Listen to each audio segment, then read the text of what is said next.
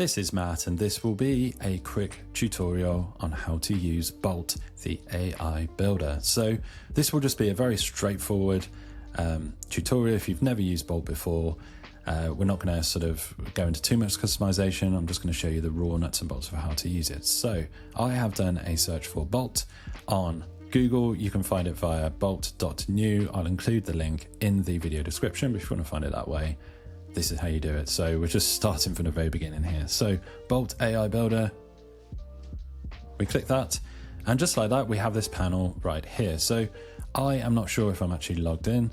I might be, we'll find out in just a second, but essentially you're going to actually give your first prompt here. So you may have a site in mind or an app in mind. Let's say that we want to create a website for create a website. I'm just going to go with local roofing company based in the UK. So this is just random, just something off the top of my head. So you can be as detailed as you want with this initial prompt. You could maybe, another way that you could do this is you could go into ChatGPT and you could actually ask for a great prompt for Bolt specifically. So you could say, I want to create a local roofing company website based in the UK. Give me a really good prompt for Bolt. It could be more detailed.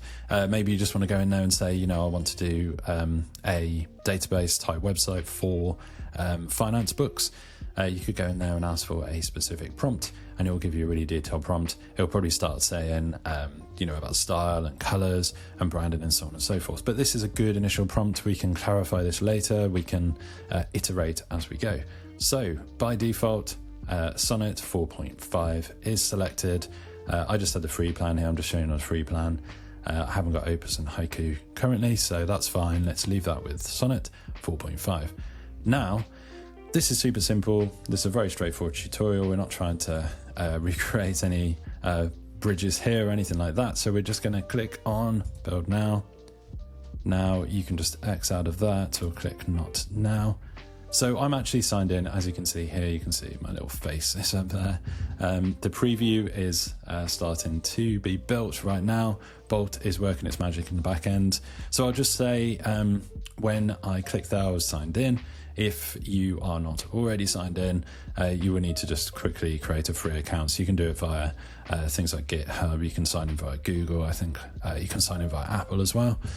So if you're not signed in, you just need to sign in, and then the prompt will do its thing. So I will pause this video and I'll come back when this first initial prompt has actually been completed, and we'll see what it has created. We'll see whether it has created a really cool local roofing company website, or if it just looks like a pile of dog crap. We will find out. Okay, so just like that, Bolt has done its thing, and as you can see, we have a really cool looking roofing company business. So obviously this is a super simple site to create. I'm not asking for any kind of crazy database or API type stuff. It's just a very simple front-facing service business website. It's used a lot of the best practices. As you can see, we've got the clear buttons up here. There's a call to action. We have our trust stuff here. We have our trust stuff here. And yeah, this is a really cool, interesting looking site that you could use. You could use this with a client. You could obviously take it into something like Cursor, and you can start editing stuff and start making it your own. You can click around and just see what it's got. It's got most of the introductory pages correct here. There's a nice, I like this, very clear standout footer that it's got here with all of the different links. So not all of these links will probably work straight away. That's something that, the other thing as well with a Bolt is you can just start prompting here. So, maybe we want an additional page, or maybe, the obvious thing here is to have a blog. So I could say add a blog, and that could be part of the prompt. I could start prompting a few more extra things here that we want. So the important thing is, like with any of these AI tools, particularly sort of AI coding tools, it's all iterative. We can just keep on improving things and adding as we go. And what I like to do, I've given you obviously a very basic example here. We've got testimonials here. So actually it looks like a one-pager that it's created. But this is a good initial starting point. So what I like to do, whether it's my own sites or sort of client stuff is I can get an initial sort of front end here, and then I like to take it into Cursor or Windsurf or something like that, where I can work on a back end. I can start to do database stuff if I need to. I can do APIs and the more complex back end stuff that makes some of these sites sing. But this is a very basic service business site, which is majority front end. You only really need a site like this, and then the only kind of back end stuff you'd really need is a contact form to get people to actually contact you. You can have your phone number on here, which we've got over here. So yeah, again, all of this is customizable. What you do with, or what I like to do with Bolt, is I'll get an initial framework here. I might prompt a few more times. Just with the free plan, they give you quite a healthy dose of daily tokens. You can come back to a project the next day if you run out of tokens, of course. You could just iterate from here. You could just create the site over and over again, improve the site over and over again, even from here, or even just start again if you want to. But what I like to do is you can come up here and you can actually connect the project to GitHub.